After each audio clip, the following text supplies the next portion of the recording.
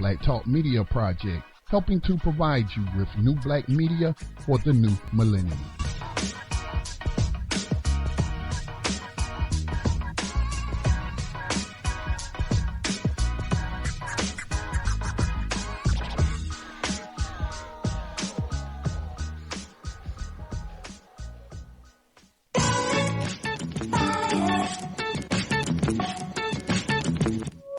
And opinions expressed by callers, guests, and hosts do not necessarily reflect those of the Black Talk Radio Network and Black Talk Media Project. Black Talk Radio is new black media for the new millennium.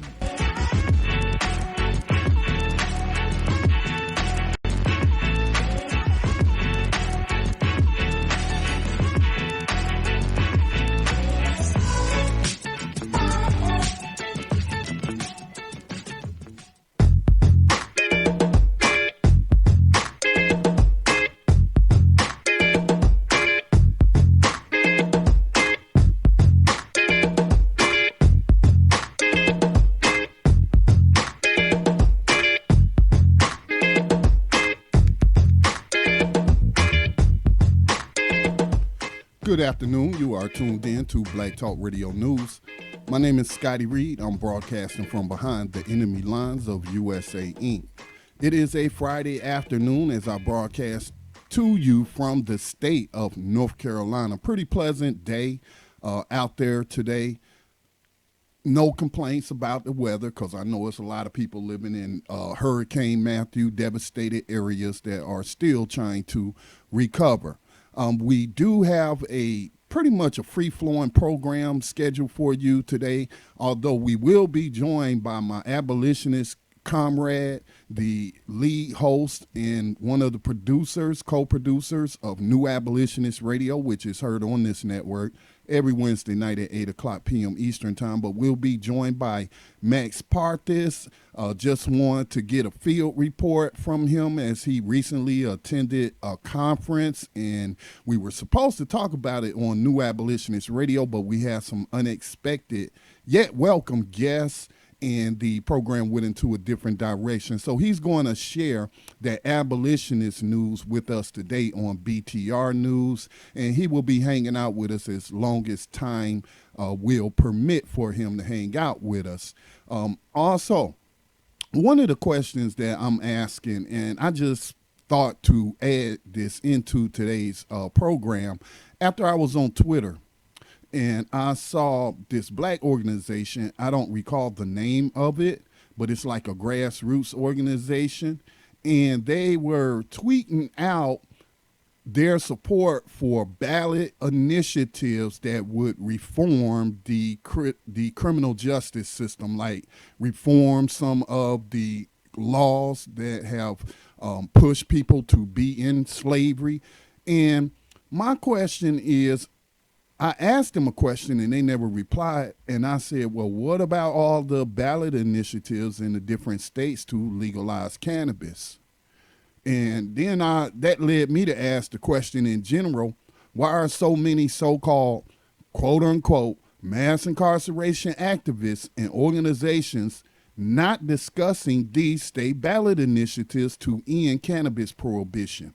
Which, in my opinion, and I think it's not just my opinion, but I think it's supported by the evidence, is that cannabis prohibition is the reason why USA Inc. has the world's largest prison slave labor pool. Most of the people who are in prison and in jail are in there behind something related to cannabis prohibition. And it's just wrong. It's just wrong. And so, why do you want to reform, and I'm just speaking in general, but why do you want to reform how long somebody gets sentenced to slavery for possessing, manufacturing, distributing cannabis when you should just legalize it? There should be nobody going to jail or going to prison behind cannabis when we have all of these different states who have either totally legalized cannabis or have legalized medicinal cannabis. And we talked about some of this on New Abolitionist Radio. But it just got me to thinking today when I saw that tweet. I was like, okay, all right, You got that reform stuff going on there. But what about ending the prohibition of cannabis, which is the number one tool that slave catchers use to put people in prison? And I got to thinking, I was like, all these organizations, I'm just say their names: NAACP, Urban League,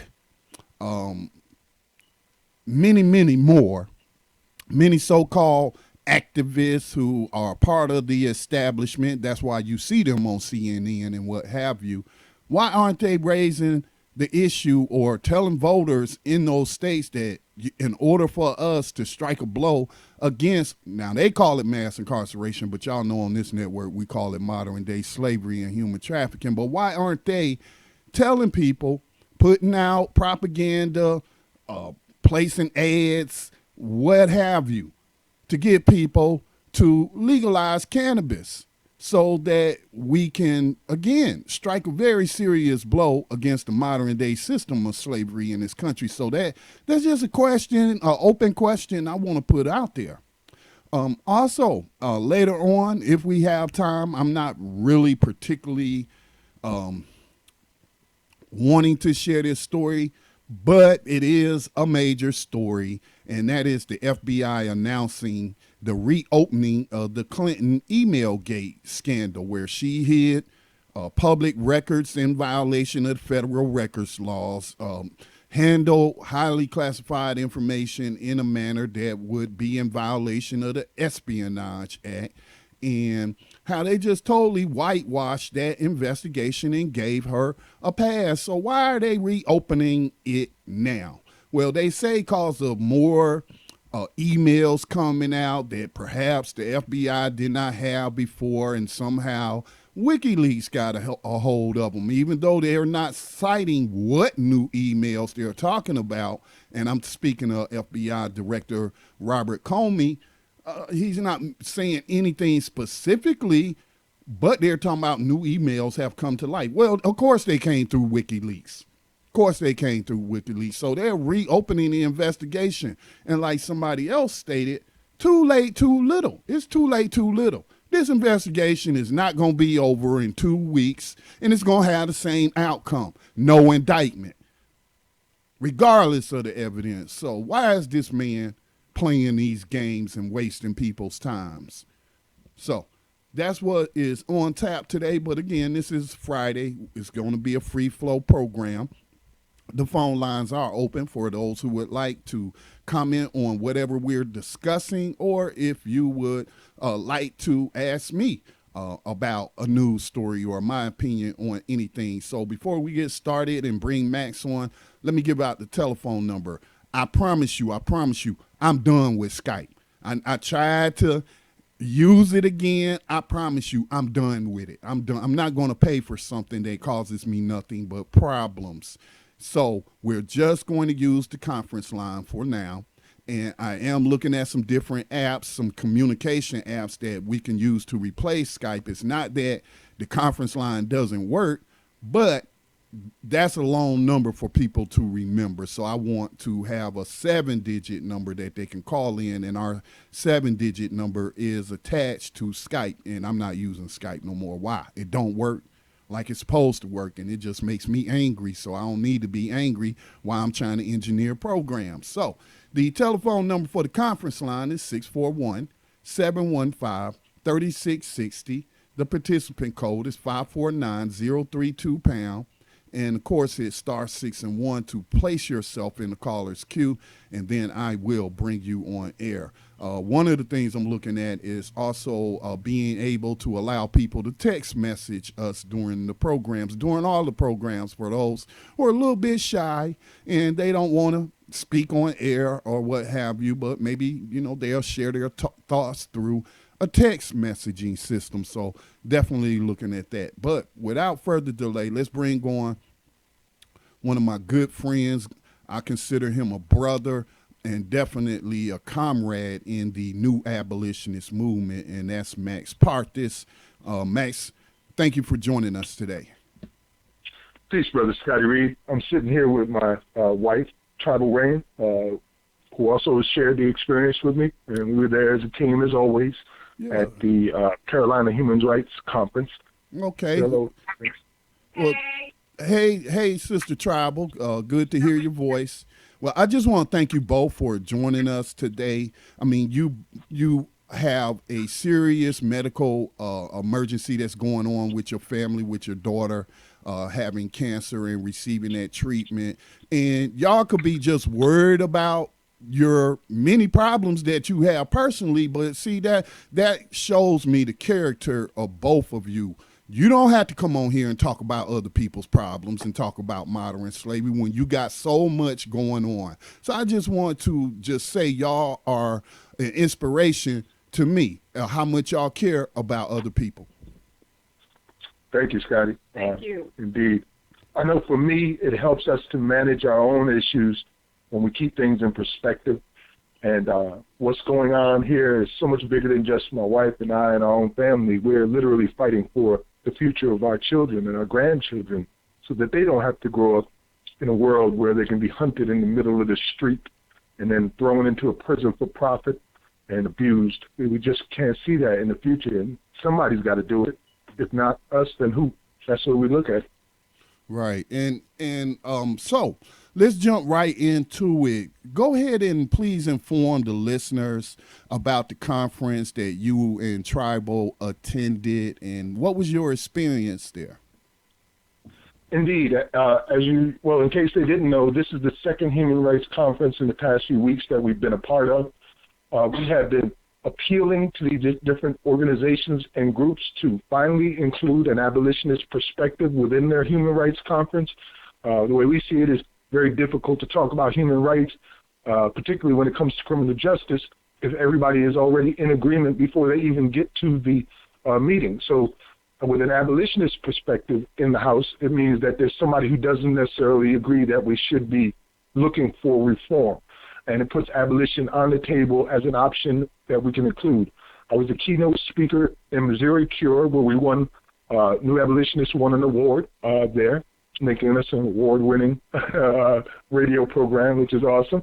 And just in the past couple weeks, we were at the Carolina Organizing Conference, Chronic, Carolina Human Rights Organizing Conference, with Molefi Ascari and J.D. Dunlap, who helped to organize this event. They brought in educators, people from law. A judge was there, for instance, giving a workshop. We had educators from Columbia University. We had one of the co-founders of NCOBRA, which is the move towards reparations. We had professors from Asheville's community, a husband and wife team by the name of Professors Mullen, and they had done some research on Asheville that showed as a microcosm how people of color are being treated in that particular community, which was a mind-blowing piece of information that they shared, where I can't quote the exact numbers right off the top of my head, but I believe I remember they were saying how public housing is basically 70% African-American and how people are being pushed out of their communities into these public houses. So we had many educators and many people in criminal justice there, and it was an opportunity for me to be able to address these people and maybe change their mind. Excuse me. And I did my best to do that. It was a weekend-long thing. It began on Friday, right? Mm-hmm. It began on Friday, and it ended on Sunday. Also in attendance there were people from the anti-war organizations. Black Lives Matter was there as well, giving workshops. Also, we had folks came in from Standing Rock, including the grandson of Sitting Bull himself, Black Hawk, was there sharing his experiences and his words. So it was some very powerful minds had gotten together to decide that we would talk about different issues. And I'll list some of the issues that were there. Some of the workshops and discussions were there with, for instance, human rights cities, where they're establishing cities that are based on human rights laws rather than the laws of the state itself, where they're focusing on those where people can gather because human rights are being respected in those particular cities. We talked about educating our children, parents, and their rights, the Black Manifesto, justice in the workplace and workers' rights was also on the ticket. We had the Ubuntu economic model, where brothers and sisters, these educated brothers and sisters, are getting together trying to figure out how we can establish some kind of economic model that can be duplicated across the country throughout our communities in order to enrich us and establish us more firmly. We had organizing strategies, a struggle for the land, of course, about the Dakota pipeline. And there was witnessing and mobilizing the power of conscience, waking people's minds up. And it even had a discussion there on Islamophobia and how that is working. So we had a lot of different discussions. And for me, I think that the abolitionist presentation was the highlight of it all. I say that because at the end of it, when we had our keynote speaker who came and spoke, and that was Brother Onaji Muid, the co-founder of NCOBRA, and right now him and his wife are educators in Columbia University. He started his keynote speech out about abolition. So wait a minute, Max. Wait, Max, wait a second. Are you talking about the same Onaje Muid who is part of the Black Talk Radio Network broadcast family, although their program has been suspended because they have been doing a lot of work in the field? But he's one of the hosts of Race Treaty that will come on Friday nights. Along with Jerome Benton. Yeah. Yes, we spent quite some time with them, yeah, exactly. He's already part of the family. And I guess over time and from what we said that day, it influenced him so much that he decided to add it as part of his keynote speech. He was the brother that one of the co-founders of NCOBRA looking for reparations. And I told him, I said, man, I've been waiting 10 years to ask you this particular question. And, of course, my question was, if we go and accept reparations now, without ending slavery, will that be like a paid-in-full stamp on our forehead, allowing them to continue to do what they're doing and saying, look, we've already paid you for this, and you didn't have any problem with us ending it then, so why should you be telling us about ending it now? And he considered it very deeply, so that was cool. Yeah, that's one of the questions or one of the points that I would raise about with people that I would speak to in the reparations movement. And I was saying that, well, have you considered that slavery is not over, not legally, not in practice, not in patterns and practices? It's not over. So people I consider my little brother who was wrongfully convicted on a breaking and entering charge with no evidence, just a white man's word against his, in front of an all-white jury and a white judge, and they made him 10 years a slave. Had him working on turkey farms and stuff in North Carolina. I feel he is owed reparations, but again, I also don't tie reparations to slavery. The UN committee that had recently came here and took testimony came out with a report about a week or so ago saying that black people are owed reparations for racial terrorism in addition to, enslavement. Yes. That was one of the things that they decided that they would be concentrating more on is a specific timeline of events to get reparations for, which would leave the door open for other things. As you just mentioned, there's more than one reason why black people in this nation should be offered reparations, not just for the events of slavery, but Jim Crow and what we call today as mass incarceration. Right. Did Tribal wanted to speak and share her experience with us as well? She says she's just going to sit here and listen in for the time being. She's been a little bit out of it yet with all the traveling that she's doing back and forth to Greenville for our daughter. So she said she'll chime in if she feels like she's got something that she wants to contribute. Okay, all right, completely understandable. So did you have an opportunity to speak? Yes, they gave me an hour and a half, an hour and a half to speak, and everything that we spoke about was recorded in its entirety. Tribal and I managed to use our cell phones to record my presentation, which I just put up on New Abolitionist Radio. If anybody wants to see it, it's missing a few parts, but when it does come out, you'll see it in its entirety.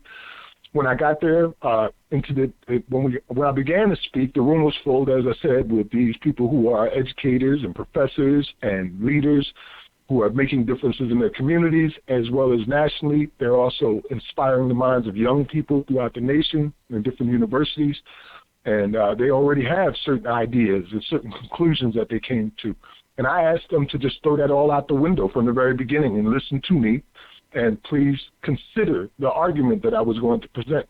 And I did that and went through the next hour and a half breaking it down like the Spirit was talking through me, man. I think it was one of the best speeches of my life that I'd ever given. I started out as normally asking if there were any slavery abolitionists who were already there. And I think we had, about 50% at that time? 50%, which is a testimony in itself, wow. brother, because there was a time when not one hand would be raised, you know what I mean? So that was a testimony in itself. Half the room was already slavery abolitionists, and by the end of the hour and a half, everybody in that room was a slavery abolitionist, and including a professor from Columbia who I had been talking to now for years, Martin. And he had always been on the fence, but after hearing us that particular day, it made sense. We showed several clips, video clips, and then I told him about the things that we've been working on, and also some of the ideas that we have and we'd like to get more assistance with that would help to end slavery. So we had to not only convince some people that slavery existed, which we did, but then to show them that there are answers to how to solve this problem legally. There are legal answers that we could go through. So we stressed about what, for instance, Colorado is doing with their initiative to remove the exception clause from their state constitution. We talked about how each state can do the very same thing, and that if they're interested in doing so, they can contact CAPS, Committee Against Prison Slavery, with Brother Lee Woods, who is leading that charge to remove the exception clause from the individual state constitutions. We talked about a constitutional conference where we could take it out of the federal constitution. We told them about the victory that we had over the private prison industries, where we almost destroyed them in one single day, just simply by putting so much pressure on the Department of Justice that they finally had to come out and say, look, we're going to review all of these contracts with these private prisons and phase them out over time. And you remember very well, I believe that was the 18th of August that it happened, and within hours their stocks dropped by 50%, and had it not been for Wall Street stopping trading that day, they would have went out of business that day. So it showed them how close we are to this type of victory.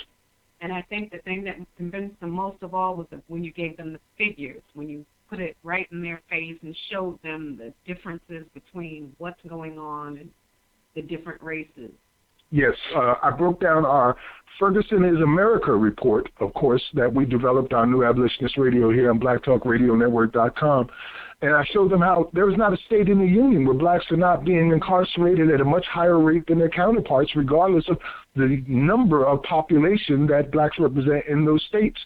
We used examples like Vermont, where there's only a 1.2% black population that is being arrested and incarcerated at 12-1 versus a 98.6% white population. And we showed how this is happening all across the country. And also we brought out the figures on the incarceration of our youth and how that's now has become it's a bounty on their heads, where the cost of incarcerating a single teenager can range from $50,000 in Louisiana, which is basically the fast food restaurant of slavery, all the way up to $353,000 a year in New York State. And as what happened with Khalif Browder out there, for instance. Mm-hmm. And that was something that they were not aware of, and it shocked them. It made them sick to their stomach. In fact, the professor's wife, Dr. Arnaji's wife, actually had to leave the room because she was so sick. Yeah, from yes. The facts that were being thrown at her. There was a few who broke down in tears, and there was also a few who had to leave the room just shortly because, as she said, she felt sick. They didn't know, and that's the biggest problem, is they didn't know. Nobody's putting this information out there on a large enough scale to make people aware outside of what we're doing and a few other groups. So when they did find out, it literally made some of them sick, and some broke down in tears, not understanding. It is rather sickening, and I can imagine someone having that reaction if they find out for the very first time that slavery was not actually abolished and that you've been lied to all these years by educators, by politicians, by just about everybody, because I'm not ashamed to admit, because there are millions of people like me, but it was only 4 years ago that I came into the knowledge that slavery had not been abolished by simply coming across and reading the 13th Amendment and connecting the dots to what they were calling mass incarceration. And that's when I said, no, this is not mass incarceration. This is the continuation of slavery. So, I mean, I only came to that knowledge 4 years ago. And then that is when I reached out to you and others. I was like, we as a network, as a media platform, we got to get this information out, and the rest is history. I reached out to you. We went through a couple of hosts. Legacy Leonard actually transitioned to be with the ancestors. Erica X was with us for a while, and then now we just have the current panel where it's you, myself, and Brother Yohanan. So I'm just hoping that they will, people, when they come into this knowledge, that they will do whatever their conscience guides them to do based on their resources and skills to join the abolitionist movement. Yes, and that was one of the things I tried to impress upon the most. As you said, the rest is history. When a person who has some kind of vehicle or way of putting this information out there and sharing and fighting back becomes aware of this, then it would stand to reason that that would suddenly become your top priority, because a lot of your priorities have to shift now because things weren't what you thought they were. And, you know, we impressed upon them how they, as you said, had been betrayed and misled their entire life by suppressed information, and even included into it by participating in it. You know, in many cases, we criminalize our own people. You know, how much of the Black Caucus supported the 1994 crime bill from the Clintons, for instance? Mm-hmm. One of the things that I went into detail on, that 1994 crime bill. I don't think people really understood the depths of what had occurred with the Clintons in 1994 in tandem with a private prison by the name of Wackenhut Corrections Corporation, which is now the GEO Group. When I expressed to them how in just that short period of time, this small company in its initial public offering went from being nobody and just starting on the stock market to being one of the largest privately owned corporations in the entire world.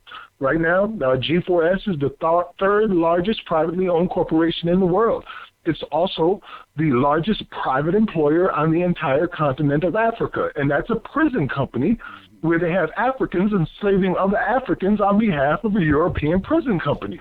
So slavery had went across the world, and I expected it to be overwhelming for them. It always seems to be, and it should be. But now that they know, I see a few of them are moving in the direction of doing something about it, just as we had. Once you find out, you've got to change your thinking about that. And that was one of the things I impressed the most is language. We have to start calling this thing what it is, slavery.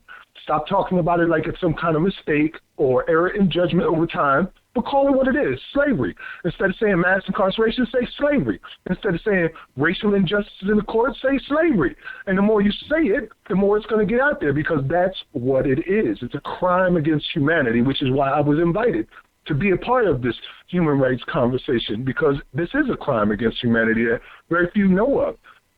Yeah, yes, sir. Just this morning, I was having a conversation with my mother about the power of words, and we started talking about the term mass incarceration, and she acknowledged that it does not have the same sting in the meaning when you say slavery.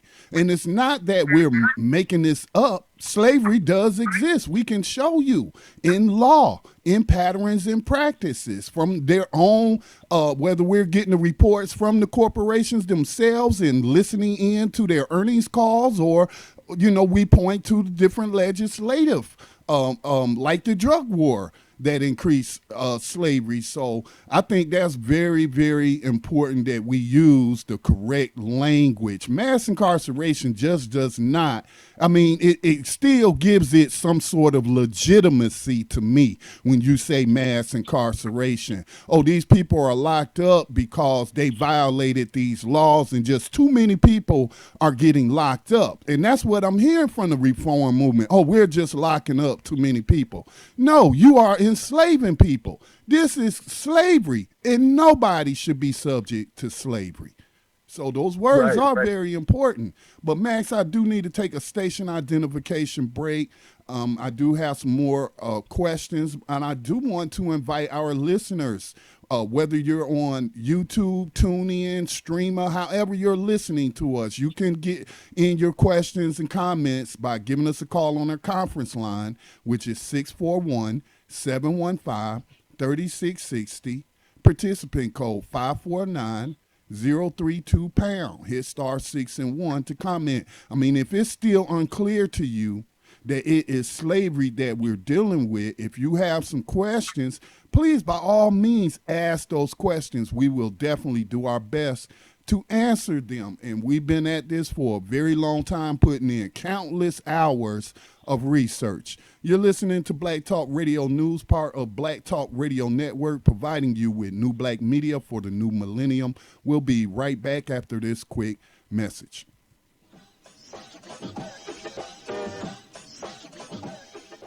The Black Talk Media Project funds the use of new media technology in efforts to restore independent black voices to the myriad of issues affecting Afro-descendant people all over the planet. If media can control the minds of the masses, as Malcolm X once said, then you must ask yourself, who is in control of the media targeting the masses of black people today? Help bring back independence, self-determination, and respect for black culture in the production of global media by joining the effort to crowdfund new black media for the new millennium. Visit blacktalkmediaproject.org for more information on how you can invest in public black radio for the masses. And welcome back to Black Talk Radio News. This is Scotty Reed broadcasting from behind the enemy lines of USA Inc. I am joined on the phone by my abolitionist comrades. That would be Max Parthas and Tribal Rain, and he and she were just sharing with us some of the things that they witnessed at this human rights conference that they both took part in. Max, I do have a question. When we did our broadcast Wednesday night, at the end of the broadcast, as I was trying to transition to the next radio program, which was the Lotus Place, there was a caller in queue. So while I was in between transitions, I unmuted that person thinking it was one of the hosts or something to let them know, what was going on, and I'll get y'all on air in a couple of minutes, but it was a listener. And he asked a question. And I told him I can't answer that question now because I need more information, and that I had to transition to the next program. So I want us to take a look at the Eighth Amendment, because the question that the caller raised on Wednesday night that we did not get to air, he asked me, couldn't the Eighth Amendment be used to get rid of the 13th Amendment? So for those who don't know what the Eighth Amendment reads, it says that pertinent part of the English Bill of Rights, December 1689, the Eighth Amendment to the United States Constitution prohibits the federal government from imposing excessive bail, excessive fines, or cruel and unusual punishment. So his question says, can't you get rid of the 13th Amendment since it sentences people to slavery? Shouldn't slavery be considered cruel, if not unusual? Obviously, it is not unusual punishment on this continent, but it certainly is cruel. But one of the things I'm picking up from this is that only prohibits the federal government from engaging in that, although they still engage in it, but it says nothing about the states. and what have you. But my answer to him, and I want to get your comment and anybody else who wants to comment on this, is that I'm not so sure if you can use the 8th Amendment to argue that the 13th Amendment should be removed from the Constitution, or at least the exception clause that allows for slavery as punishment for crime. But I feel like the best path is a straight line, and that straight line should point to just getting rid of that amendment. Like, I still getting emails on the amend movement. That's what they're calling themselves, the amend movement. These are the people that want a constitutional amendment to overturn Citizens United and to get big money out of politics. And so I'm like, well, what about the 13th? That's the amendment that should be first and foremost on people who want to see an end to slavery in this country. But what are your thoughts on his question in using the 8th Amendment to get rid of the 13th Amendment? Well, it was an insightful question, but I don't think it will work, and I'll explain why. First of all, the 8th Amendment addresses excessive bail and excessive fines, or cruel and unusual punishment. Well, excessive bail and excessive fines is really a matter of perspective. A man like Warren Buffett offered $1 million bail would be like, well, that's nothing. But the homeless guy can't afford it. So excessive bail is really a matter of who it's applying to. Cruel and unusual punishment is universal. But the reason that I say that it probably won't be able to work is because the 13th Amendment takes away your citizenship. And when you become a slave through the 13th Amendment, property of the state, you no longer have rights as a citizen, which is why they can take away your rights to vote, why you can't get any kind of public assistance and public housing. The 13th Amendment is the linchpin to it all. It takes away your rights as the 14th Amendment, from the 15th Amendment, from the 8th Amendment. If you're a prisoner duly convicted, then you are no longer a U.S. citizen. You are property of the state. So we couldn't apply the 8th Amendment to those who have already been convicted by a jury of their peers, just quoting the Constitution. It could be applied to those who don't make it to the inside of these prison cells, or who haven't been convicted in this 97% conviction rate through plea bargains. It could apply to them before they get to that point. But once you cross that boundary of being a convicted criminal, you lose all your rights after that. You don't have a First Amendment right or anything else. If you had a First Amendment right, we would be hearing more from these prisoners about the prison work strike right now. So all of your rights are lost because of the 13th Amendment. And I think that's the way that it was designed. I would also say that sometimes that leads to lifetime punishment as well, whether we're talking about voting rights, whether we're talking about gun ownership rights, whether we're talking about rights to access public services that you are still paying for because you're still paying taxes and what have you. So one of the things that stood out to me, though, as you was citing the 13th Amendment about being duly convicted. So I looked up that word, and the definition of duly is in accordance with what is required or appropriate following proper procedure or arraignment. Nowhere in this does it talk about justice, those who have been justly convicted instead of wrongfully convicted. So again, words are very powerful, man, and these people have been masters at using words to spread confusion, to manipulate laws and all kind of stuff, man. It's just very disgusting. Indeed. And it was a 1-2-3 punch when they did it. They knew exactly what they were doing in order to disenfranchise this entire population of black people who have recently been freed. If you read the 14th Amendment, for instance, it says the 14th Amendment to the Constitution was ratified on July 9, 1868, and granted citizenship to all persons born or naturalized in the United States, which included former slaves recently freed. So it included those who were affected by the Emancipation Proclamation, but the moment that you became incarcerated again, you lost all of those rights due to the 13th Amendment. We're right back to being state property. And that's how we got involved with the black codes and convict leasing, which continued to do that for the next 150 years till we see ourselves in a position now where nearly, I believe it's close to 10 million people can't even vote right now. Another thing I was thinking about in terms of justice in versus duly convicted or justly convicted, and then also the question that caller had raised on Wednesday night about cruel and unusual punishment. I started thinking about the recent article that said that President Obama, CEO of USA Inc., just recently commuted the sentences of about another 100. And you talked about this on New Abolitionist Radio and correctly stated that just represents a drop in the bucket as opposed to how many people who are daily being made new slaves.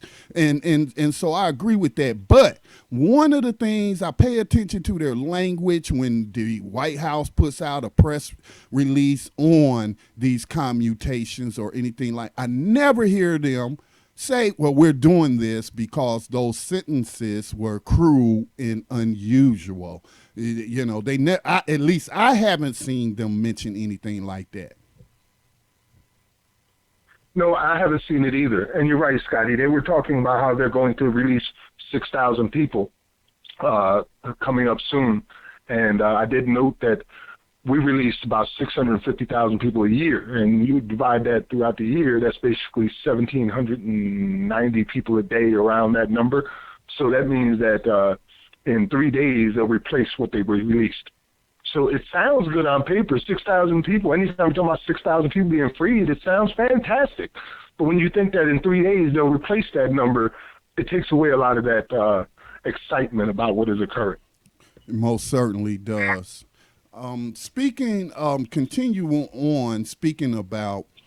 cruel and unusual punishment, did you see the story where this federal judge has refused to send women to a Brooklyn jail that she says it has third world conditions? Had you heard about that?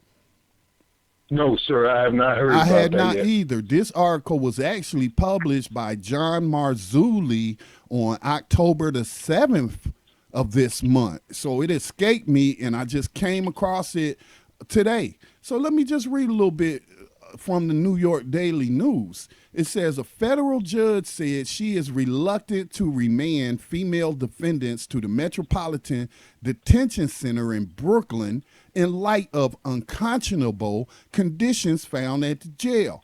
Brooklyn Magistrate Judge Cheryl Pollack ordered that the representatives from the U.S. Bureau of Prisons and the Brooklyn U.S. Attorney's Office appear in her courtroom on October the 27th for a hearing on what is being done to fix the problems. That would have been yesterday. So I'm going to have to do some digging to see what they came up with at this hearing that took place yesterday that I don't know anything, didn't know anything about. She says, I would like to get to the bottom of this before I remand anyone to MDC. Pollack said, some of these conditions wouldn't surprise me if we were dealing with a prison in Turkey or a third world country. It's hard for me to believe it's going on in a federal prison. Her comments were made at what would normally have been a mundane hearing for Anna Espinal, who is facing jail time for violating the conditions of her supervised release on a 2013 drug conviction. She said despite Espinal's conduct, she is more troubled by the conditions at the MDC, cited in a recent report by the National Association of Women Judges. The report blasts the Sunset Park facility. The report obtained by the Daily News states that unconscionable conditions found at the jail during a visit in 2015 remain so to this day. And you can read this article, just do a Google search. A judge refuses to send women to Brooklyn jail, and that with third world conditions. And I'm like, has she never been in a jail before? I mean, this is pretty much common. from the years of reporting that we have done on the conditions of jails and prisons, the information that the prisoners themselves have been able to get out to the public about the mold and maggots in the food and lack of medical care, which is some of that is cited in this report. So I'm like, where has this woman been all this time to think this is pretty much normal in the United States? Wouldn't you say, Max? Yes, I would say it is pretty much normal. Here in South Carolina, we've already had investigations to our prisons for cruel and unusual punishment and the living conditions in which people were placed into, particularly in those with mental disabilities. We've also reported on many occasions in other prisons much the same, like in Mississippi, where the judges came into there, saw the juvenile detention facilities and called it a cesspool of unconstitutional violations. But, excuse me, the fact that judges are waking up that this type of environment exists and that every time somebody comes into their courtroom, they are potentially sentencing them to death, because that's possibly what you're doing, sentencing them to death or to cruel and unusual punishment is a big thing. Right? If they're waking up to these conditions, that's great. We reported, you and I and Johanna before, our other judges who have retired since. I remember we told the story of one who spent 17 years as a judge and now is a human rights advocate talking about these very same conditions that people live in. It is normal, Scotty, but that is the shame of it all. It is too normalized. Everything we're dealing with is normalized. When we talk about 2.5 million people being in prisons, for instance, which is a small number compared to what the total is, people just blink and keep it moving. It was one of the things that I mentioned at the Carolina Human Rights Organizing Convention, is that even the people who were in the room with me at that moment, listening to everything that I said and in 100% agreement, are going to face cognitive dissonance at some point where they're going to decide that what they want to do is continue to believe the lie because it's safer and it doesn't put them into emotional or mental turmoil trying to struggle with this reality. So I believe some of the people who heard me that day walked out, had it in their mind, and by next week, they would be going right back to mass incarceration. Well, I guess it takes some time for some people to retrain their brain, because they have been programmed with this corrupt data for so long. It's just not an easy transition for some people. It was easy for me. Once I read the 13th Amendment, I quit calling it. I started calling it slavery. I mean, I was in shock not shocked that it's still going on, because it made so many things I was seeing out there make sense. But I was just shocked that they have been able to get away with this lie for so long. And the National Association of Women Judges report concluded that the Bureau of Prisons had failed to address the problem cited in the 2015 and 2016 reports. And this part right here really gets me, because we're talking about human beings who are suffering under horrid conditions of slavery.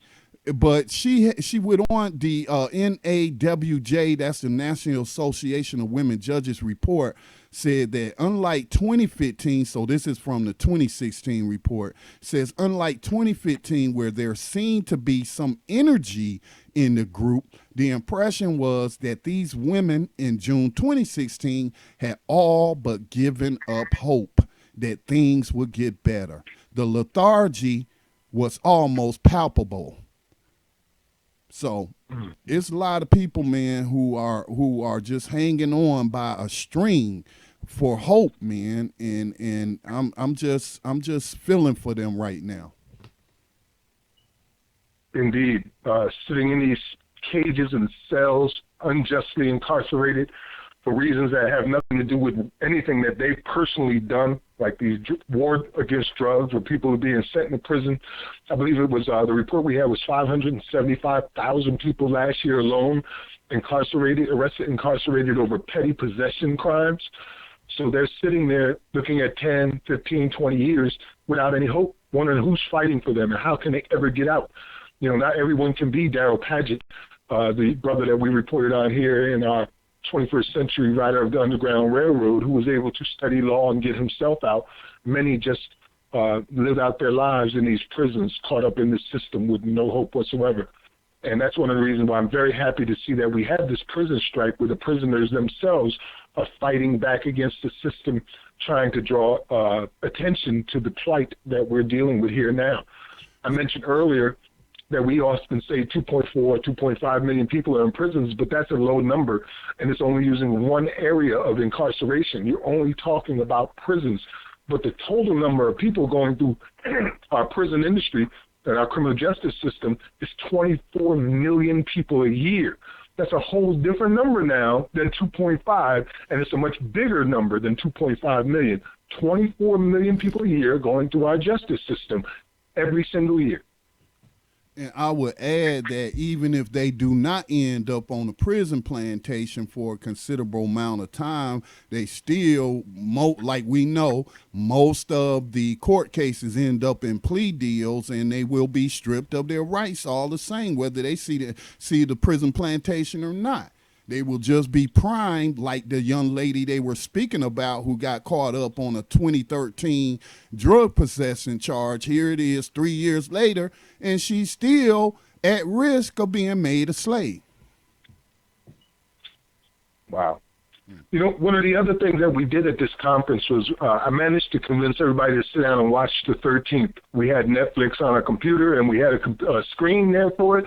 So late one night, after we were done towards the end of the events, we all sat down and watched the 13th by Ava DuVernay. And, you know, I'm not saying that the 13th is the end-all, be-all when it comes to explaining what's going on, but it makes a direct connection between the 13th Amendment and what we see today in modern-day slavery and human trafficking. I think, I'm sorry, Max, would you say, because we did a review which a lot of people watched on YouTube, but we did a special broadcast the night that it was released, and we just did our little critique of the film, and certainly it could have been better, but I agree with you that it's better than anything that's in the mainstream right now. But would you say it's accurate that the film implies that slavery was never abolished instead of just outright saying it? Yes, that's probably the best word that you could use for it, is implies, because they never literally come out and say it, which is why I said that the people who are talking are lukewarm. They don't want to go over the line. They don't want to pass the mass incarceration stage and go right into slavery. Even at one point we heard Michelle Alexander say some ridiculousness, like maybe we should consider downsizing our prison population, as if she was talking about a layoff of people. So they find it very difficult to go into the slavery aspect. But Ava DuVernay, just by putting together as the focal point 13th Amendment, was able to show that there is a connection there, even though we don't have enough people who are speaking out on that level where we could bring them in as and say, look, this is where it's at. So, yes, I think it made a direct connection, and I think that was her point right there, to be able to do that. Yeah, and I thought it was very important just because all it took for me, Max, was actually reading the 13th. And I think it was 2 points in the film. I know at the end of the film it did show the 13th Amendment text in its entirety. Now, mind you, this is something they wouldn't even do when they had their little anniversary of the 150th year since the passing of the 13th Amendment, and had their little, gathering there in Washington, D.C.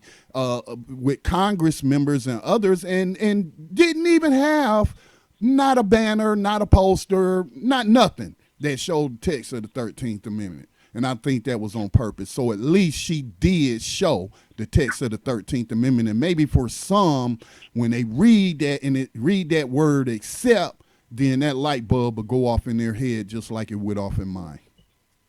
Indeed. And I think one of the other things that she showed very clearly is criminalization of blacks.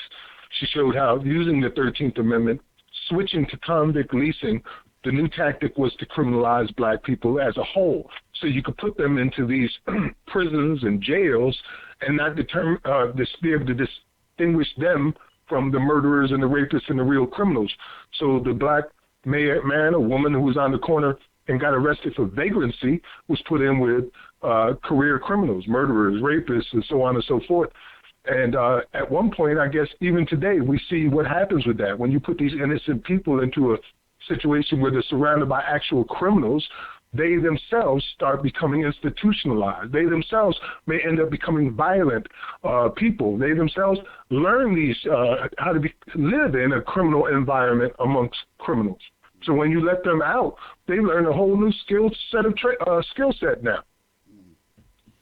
Right, and they're sometimes, I would say, irreparably damaged psychologically, mentally, and physically. If you come out of there with AIDS or Hep C or something like that, yeah, man. So I'm gonna take an early break, Max. Okay. If you can hang on, I appreciate it. But I want to turn the conversation to something that it's just it's not really boggling my mind, but for lack of a better word, I'm just mystified that these civil rights, not civil rights, well, although NAACP does bill itself as a civil rights organization, but any of these organizations that claim they're out there fighting to reform the system, reform criminal justice, and reduce the, like you say, downsize the prisons and what have you. Why aren't they mentioning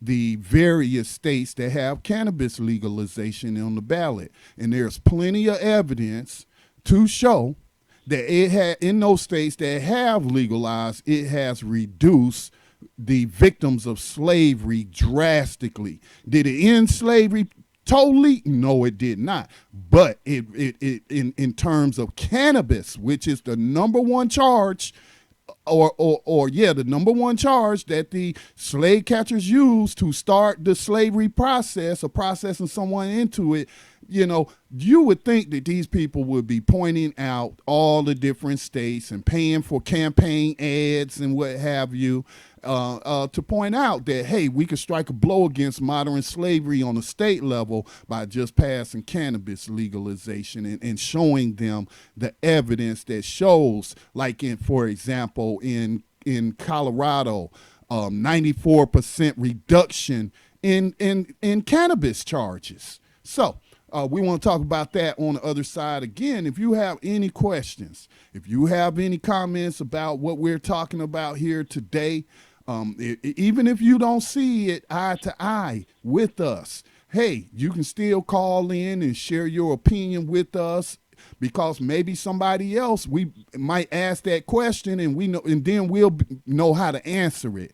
Okay, so give us a call. That telephone number is 641-715-3660. The participant code is 549-032#. And of course, dial hit *6 and 1. You're listening to Black Talk Radio News. I'm on with my abolitionist comrade, Max Parthas, and his wife, Tribal Rain, also an abolitionist, has been chiming in as well. And we will continue this conversation on the other side.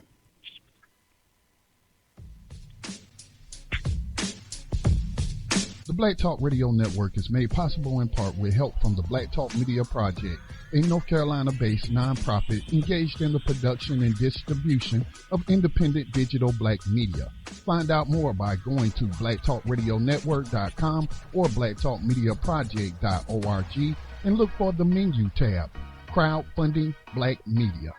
Black Talk Media Project, helping to provide you with new black media for the new millennium.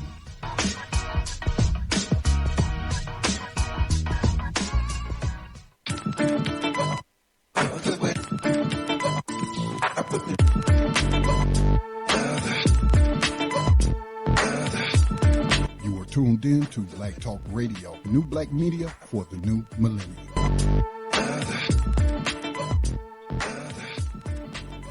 And welcome back to Black Talk Radio News. And let me clarify something. I do not expect CNN, MSNBC, PBS, or any of those platforms to be leading any kind of conversation on this issue of cannabis legalization. I don't expect Van Jones to do anything on CNN other than push Hillary Clinton for president. That's all and attack Donald Trump. That's all I expect from them.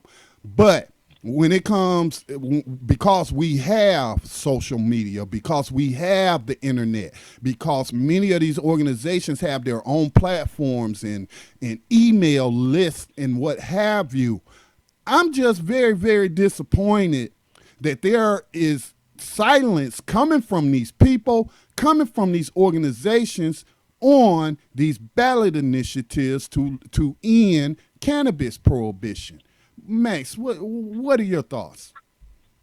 Well, personally, as I mentioned yesterday to our group and moved to abolish 21st century slavery, it's time for an abolitionist summit. We need some real leadership in this matter who can start bringing these disparaging groups or different groups together to fight for causes like this and to mobilize and go out there and handle situations like that. We need a voter mobilization on these issues. And we don't, as you said, there's nobody out there doing this. And I also noticed two things in particular that may explain why no one is out there really pushing hard on this. One, there's never really any discussion about freeing people. Like you hear all of these different discussions on mass incarceration, but nobody talks about actually letting people go, which is our top priority, getting 1.5 million people out of these prisons and then preventing the hunting of further people to put right back in, as we spoke about earlier, where the release is 6,000, and in 3 days that number will be replaced. So we want to get these people out. You don't hear this conversation.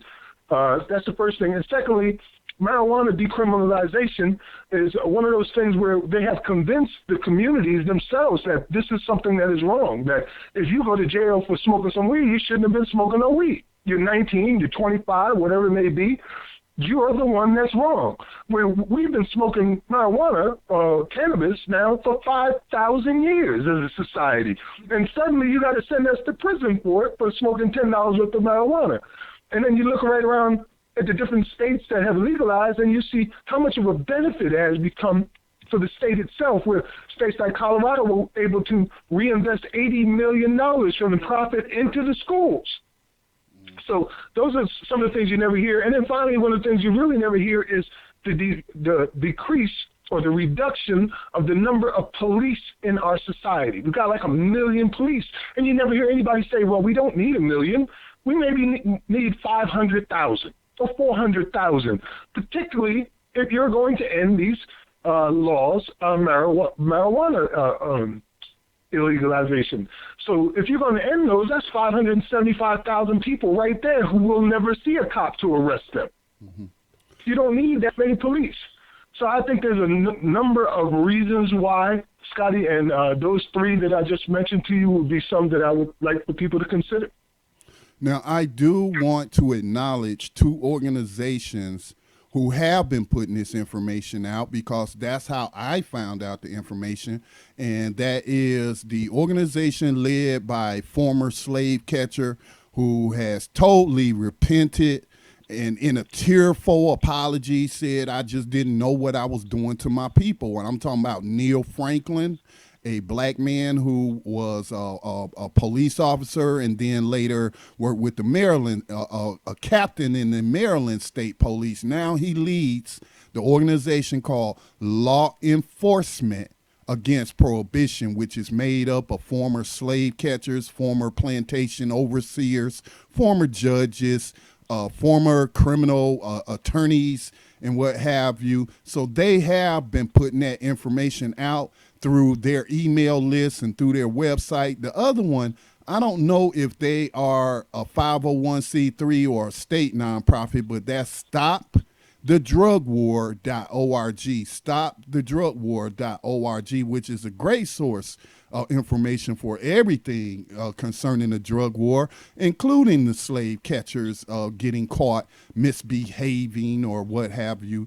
So I do want to acknowledge those two organizations that stop the drug war, as well as Law Enforcement Against Prohibition. Now, Mr. Neil Franklin has been on these corporate platforms in the past to speak about for example, the Baltimore report or the Ferguson report, or when they're having a conversation about policing, they will bring him on or what have you.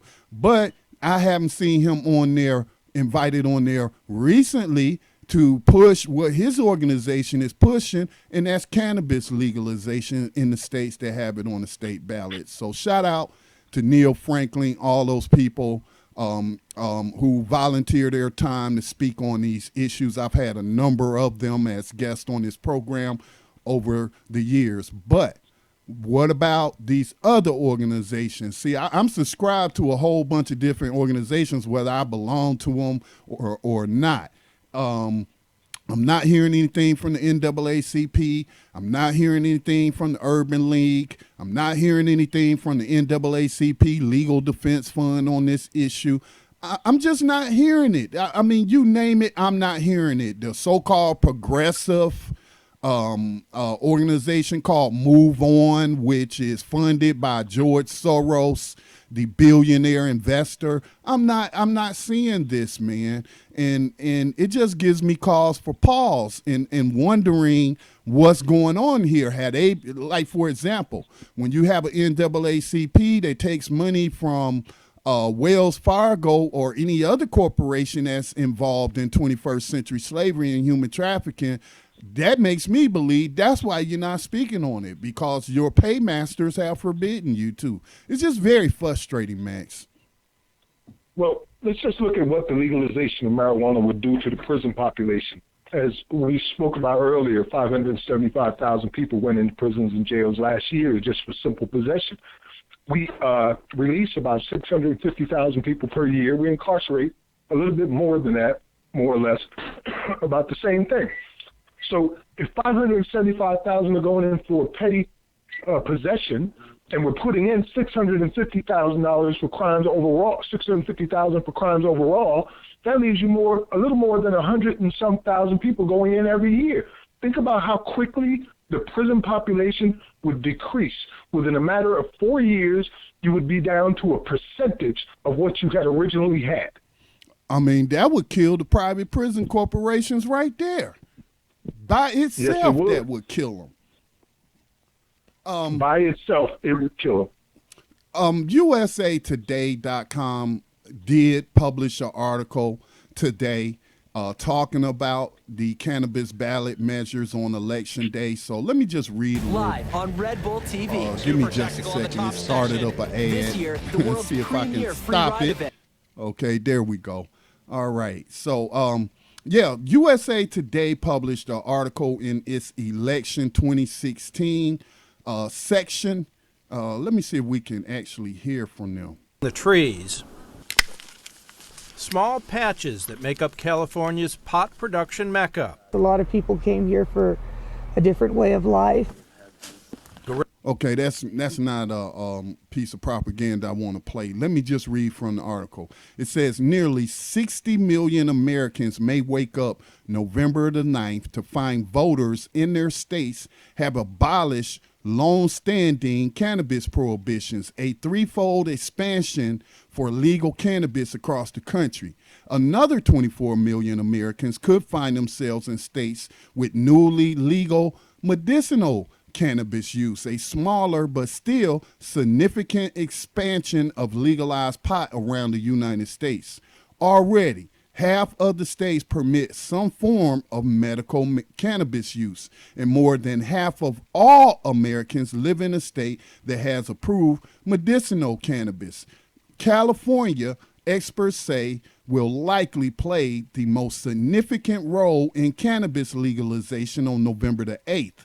Voters in the most populous state are widely expected to approve the Adult Use of Marijuana Act, adding nearly 40 million names to the list of people who live in a state with legal cannabis. Lawmakers see cannabis taxes as a source of new revenue to close budget gaps, while entrepreneurs are considering the business case, with potentially billions of dollars in profits possible from this fast-growing Made in America industry. So it goes on to name the states. Max had named them. on Wednesday night on New Abolitionist Radio. I'll restate those here. Arizona, California, Maine, Massachusetts, and Nevada are considering legalizing recreational cannabis.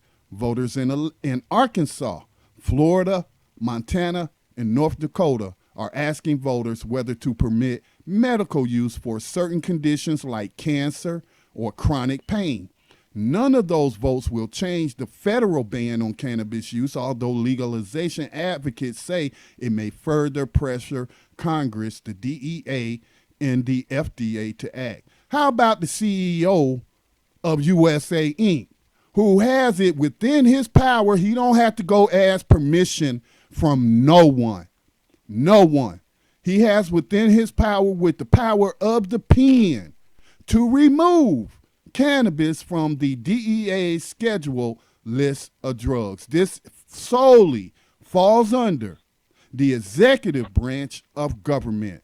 And so again, with him getting all this publicity and slaps on the backs and pats on the heads and kudos and all of that for these 6,000 people who will be released from slavery because he commuted their sentences, again, like Max already said, they'll be replaced in just 3 days with new slaves. So I feel like if this, let's just say all of those states that I named, whether it's recreational use or medicinal use, man, I would feel like that would put a lot of pressure on him, even though he still don't have to do anything.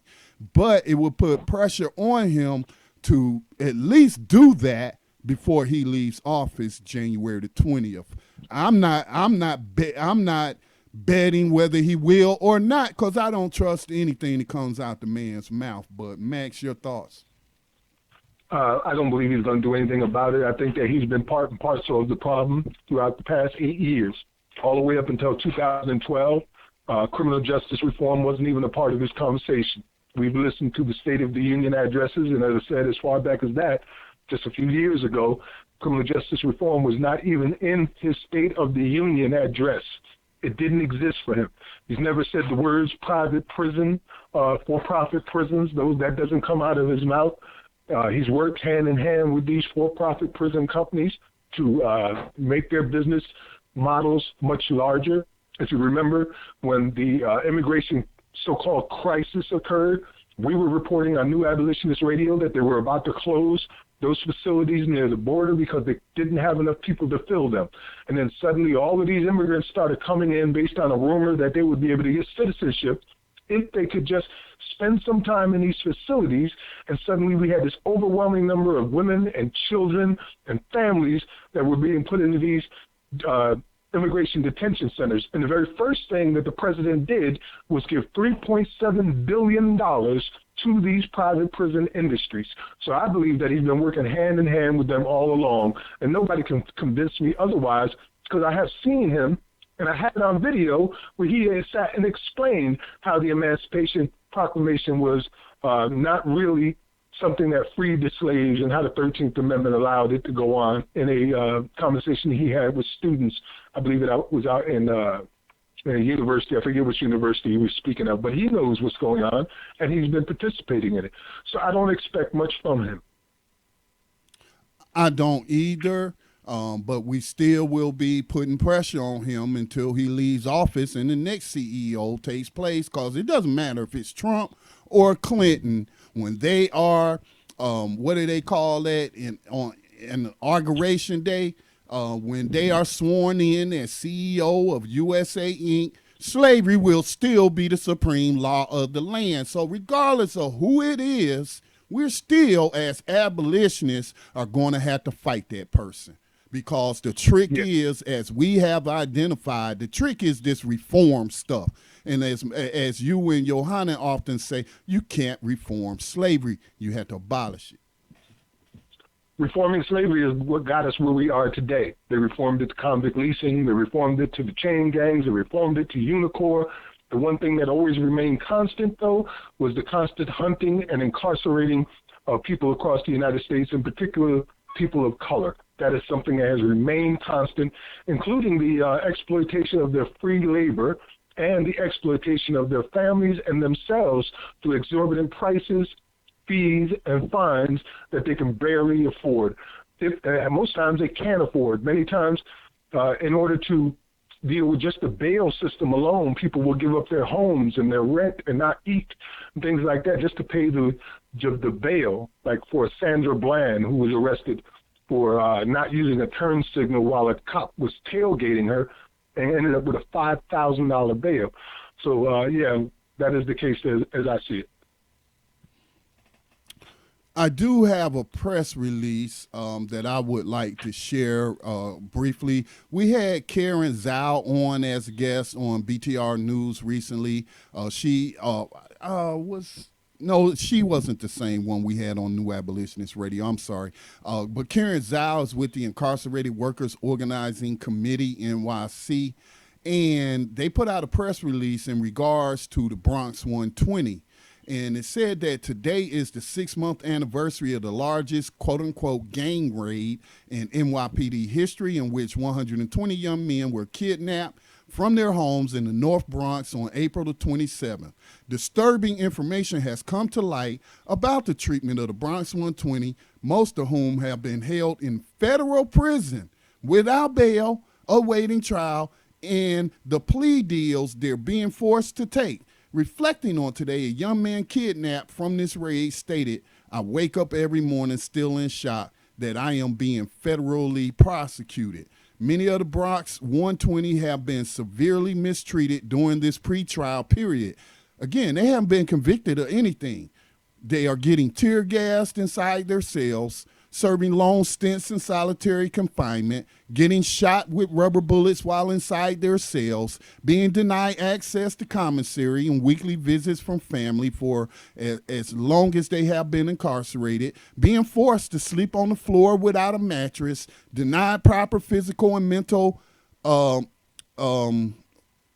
something is missing here. I'm sorry. Okay, now I can see it. Denied proper physical and mental health care, and otherwise physically assaulted.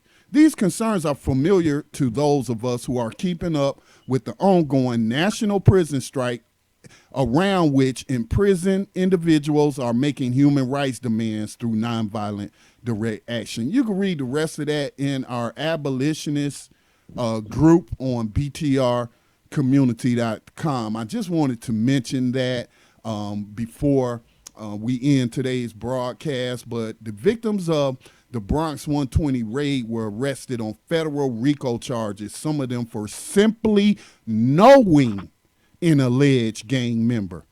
Evidence of these alleged relationships were derived partly from social media such as Facebook, Twitter, and Instagram.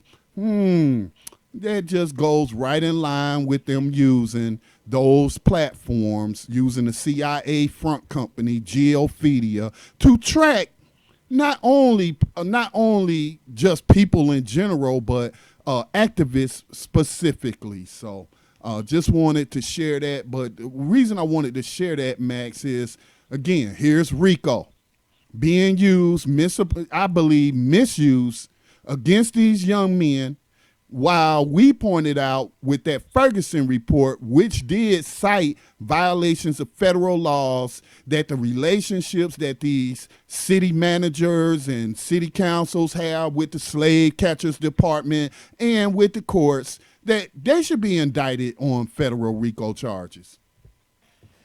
Yes, we've been pushing for that for some years now, a couple of years now, and we've seen some fruits from those labors as well, because there are organizations that have been suing the prisons, for instance, under RICO charges. And here they are using them against children in our communities, criminalizing those kids just through association on RICO charges. So if you have a tattoo, you're a gang member, and you can be charged with RICO charges and sent to prison for nothing more than having a tattoo. Tell you, man, people need to wake up, and they need to stop thinking just cause we have people in this system who look like the victims, that they are trying to do what they can to end this evil system, because they're not. They're just trying to, in my opinion, delay its downfall. And it's gonna fall. I'm going to speak that into existence. It's going to fall. It may not be today. It may not be tomorrow. It may not be next month. It may not be next year. But it will fall. It will not Indeed, stand. it will, brother. So, Max, if I didn't believe so, yeah. I wouldn't be here today.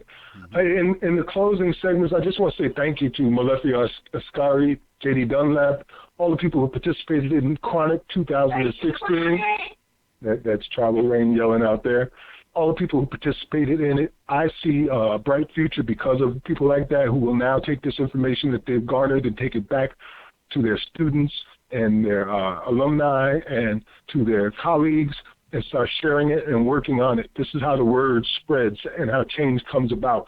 And I'd also like to remind people that all the rights that we discussed here on this program today are rendered null and void once you become a prisoner of state property enslaved under the 13th Amendment. You're no longer a citizen, but are legally an enslaved person and property of the state. This is why these rights are violated all day, every day.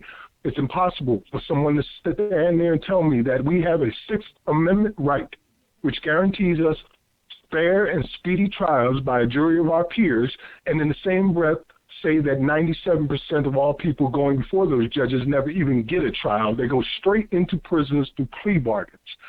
So these rights are violated all day, every day.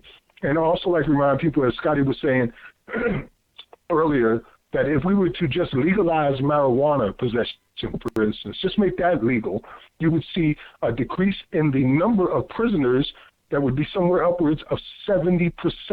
So that would lead to a decrease in the police population. And just those two things alone would provide somewhere around $50 billion a year in accessible resources that we could use to rebuild the lives and communities that we have destroyed every day along the way. Well, again, thank you, Max, and tell Tribal thank you as well. I know that you're going through a tough period right now with the health issues that one in your family, but you're still taking time out to work against slavery and bringing about its end. So thank you again to you and Tribal Rain and your entire family.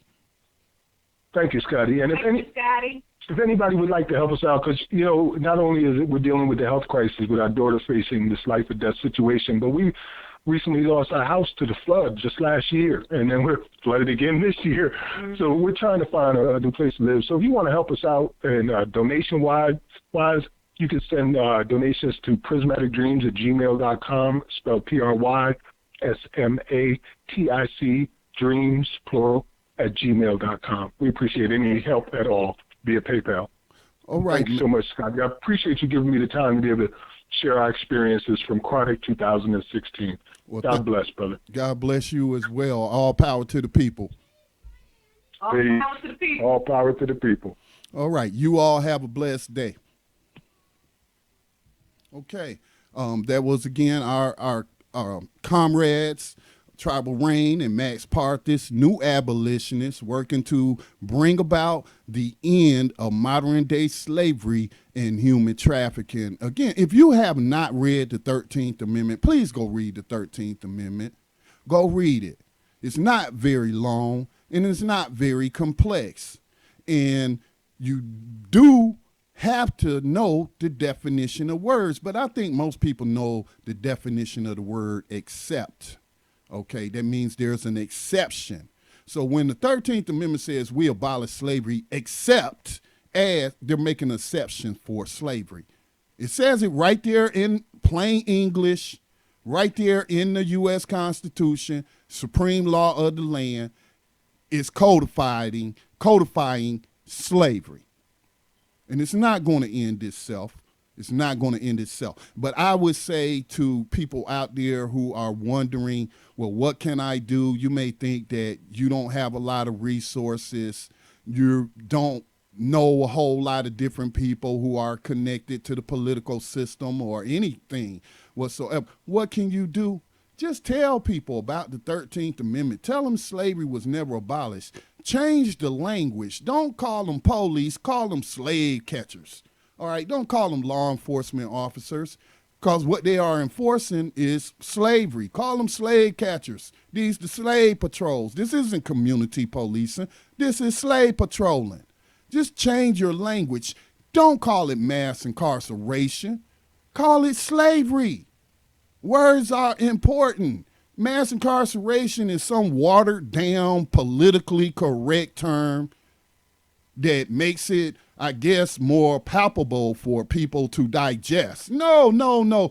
Give them the bitter pill of truth.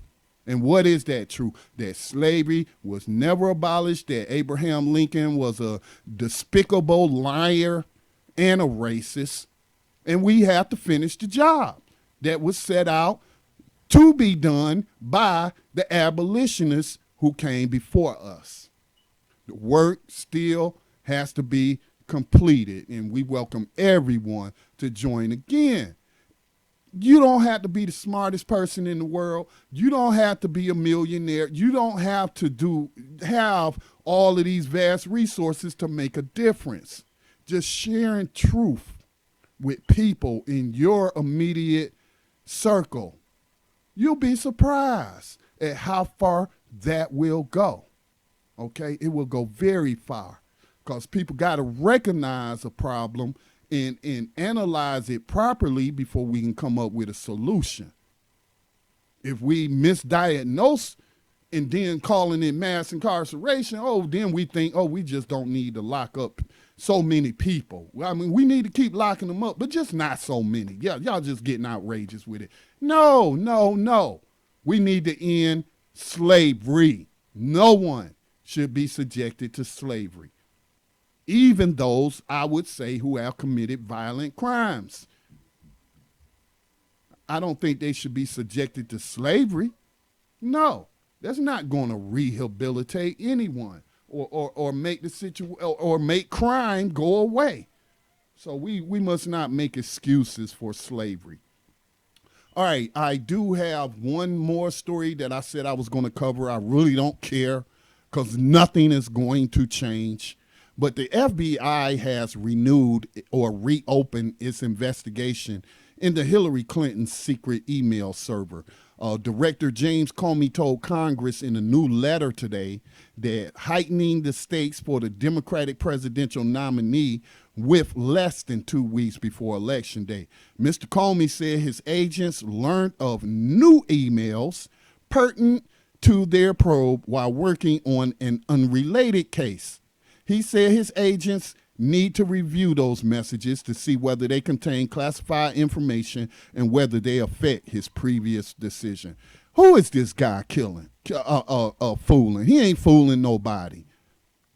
If anybody think that all of a sudden he had a change of heart and he's going to practice justice and uphold the law that she broke, that he laid out a great case for showing us how she broke it, but then he just said, well, we're not going to recommend criminal charges because we don't have any proof she meant to break the law. So, I mean, that's like a whole new standard. I mean, wow. Can I use that in defense of anything that I might get charged with? If I go out here and let's say, and it's not going to happen, but let's just say a drunk driver out there.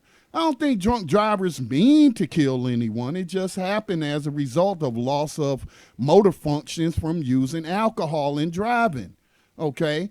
I don't think they meant to kill anyone. So, I mean, why don't they get the Hillary Clinton treatment then? Oh, she wasn't aware that she was breaking the law, so we're not going to charge her with a crime. I'm just so, and another thing that bothers me about this whole election fiasco is that we got grown people, and some of them way older than me,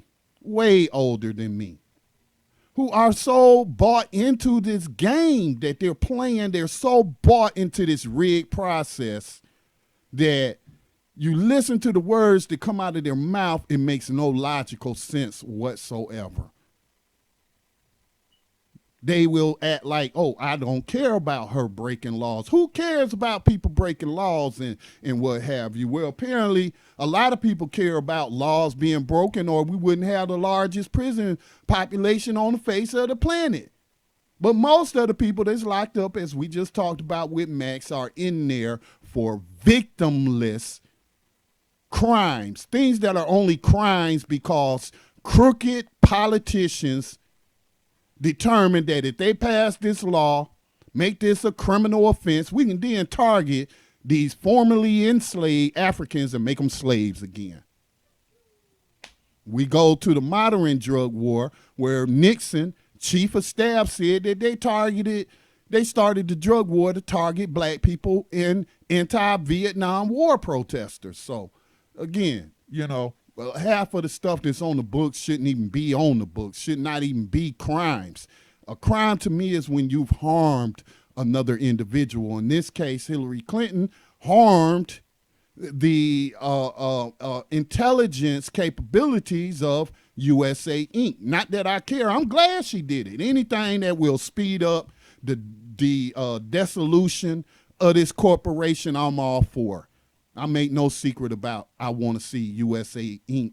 dissolved. It is a corporation. We can dissolve corporations. Let's dissolve this corporation and then create a new nation that is actually based on liberty, freedom, and justice for all. So I don't expect anything to change. He's going to already saying, well, we can't tell you how long this new investigation is, or this new part of the investigation is going to take. It's going to take well after Election Day. And this woman has already been selected.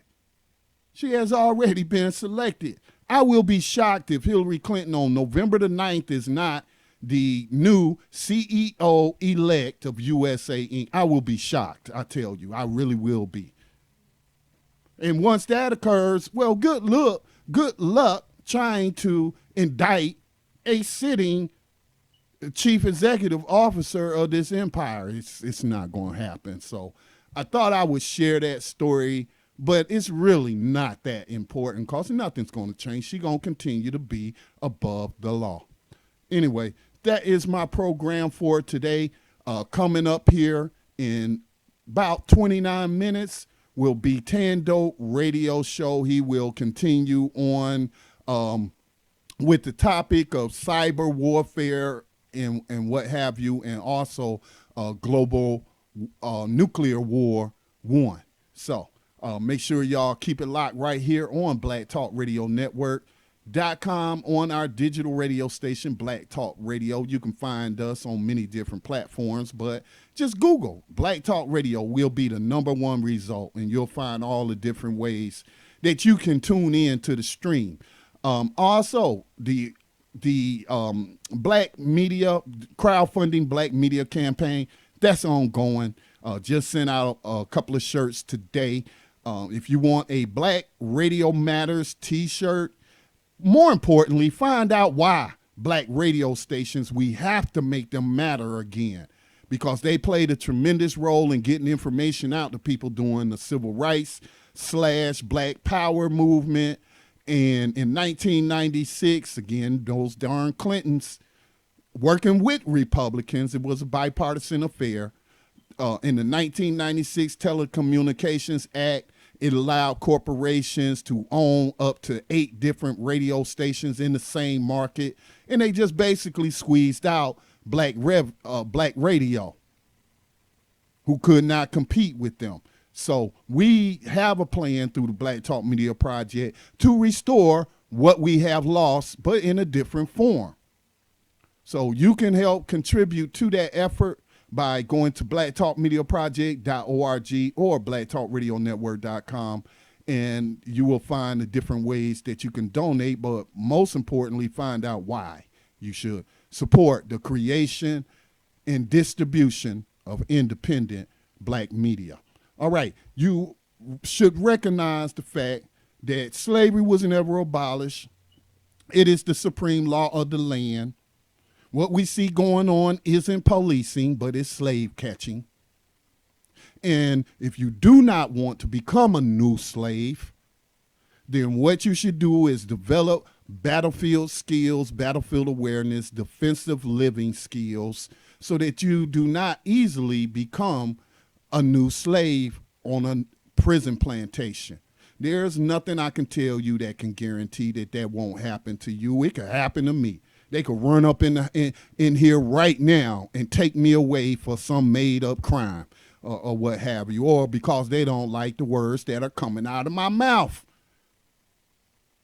So there's no guarantee, but there are precautions that you can take to reduce the chances that you will become a new slave behind these enemy lines of USA Inc. So with that stated, with the weekend coming up, lots of slave catching goes on. They set up roadblocks and what have you.